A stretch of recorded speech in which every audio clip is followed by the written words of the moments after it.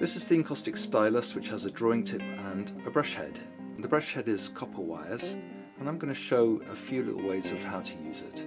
Sitting on an armchair in the winter by a wood burner with a board on my lap, a piece of card and a little compact camera that I decided I'd film this with once I'd started doing it. I got to a point where I needed to clean the brush head, and the easy way to do that is to pinch it between tissue and then put it into some clear wax and then wipe it again on the tissue, or you can pinch it if you prefer. A little hair just fell out then, so they're quite delicate, these copper fibres. If you look after them, they'll last for quite a while though, and they're really good to use. You can spread them out like this, or keep them tight like they were before. And this is the image that I'm going to do, or that I did. When you load the brush head, just lay it down into the wax and then sort of shuffle it. So just lay it into the wax and then shuffle it off onto the card, like you're sort of scribbling backwards with it.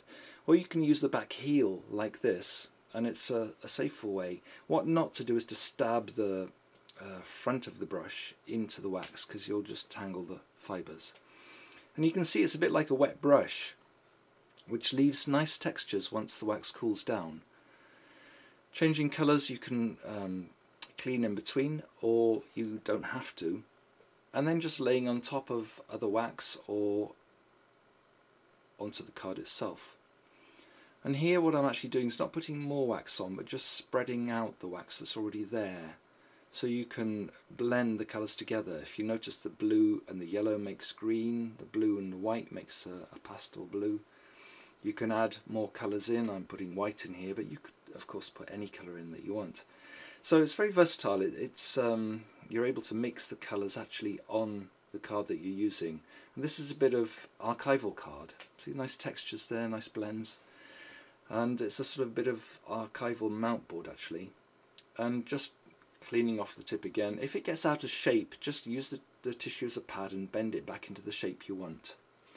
Now you can put in stronger colour, you can put in lighter colour, you can make the waxes wetter. The more wax there is present, then the wetter it's going to be.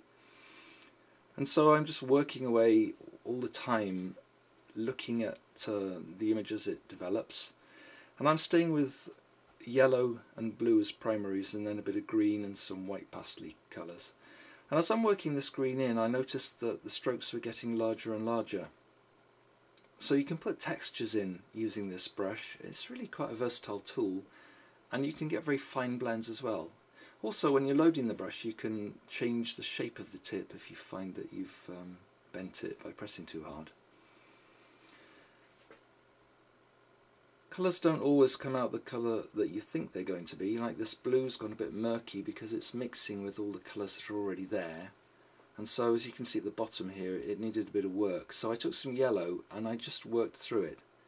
Now, if you think about the amount of wax that's here, there's quite a bit. So I'm working much more slowly, and I'm sort of probing my way forward.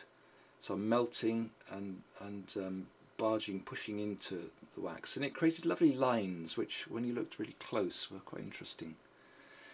You can take colour off as well, just use the brush to mop colour up and then wipe it out clean. So I've got this fast, time for some stronger contrast. And that's going to be a little tree at the top there, so I decided that I'd put in some dark colour and make it quite a striking feature as I was going along. In fact, it's the focal point really. And then blend it in. Now, the smoke that you can see here, if you can see it, I tried to show it, is because the tip is getting a bit hot. When you use just the small tips, they can get a bit hot. So just click the power off and then carry on working for a little while, and you'll know when you need to switch it back on. And I'm using a little bit of blue on the brush head here, just to put in a thin line, just to sort of pick up a bit of highlight. And I realised it was now getting a bit too cool, so I switched power back on. And also bending the brush into a particular shape, which is a small, flat brush line. And this is great for putting the posts in. In this little landscape, I had lots of pockets of different types of landscapes. This is taking half of the brush out the way so that you can get very fine results. Now, I did a useless job on this. I didn't do it very well. But you can get very fine results.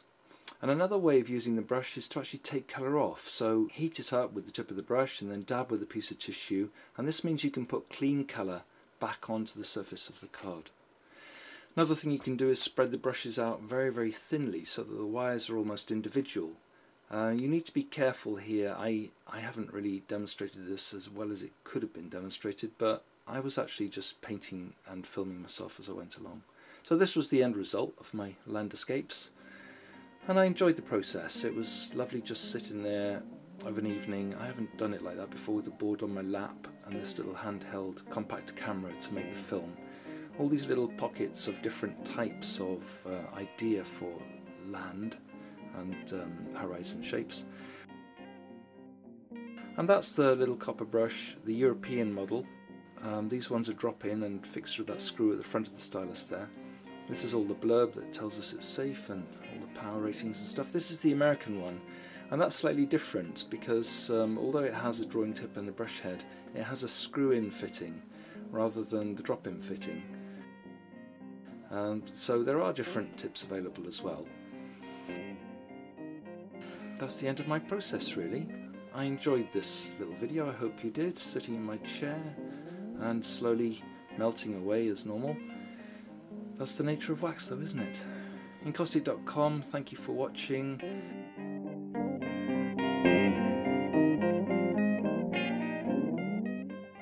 My name is Michael Bossum, and I'm very grateful that there are so many people in the world interested in encaustic art.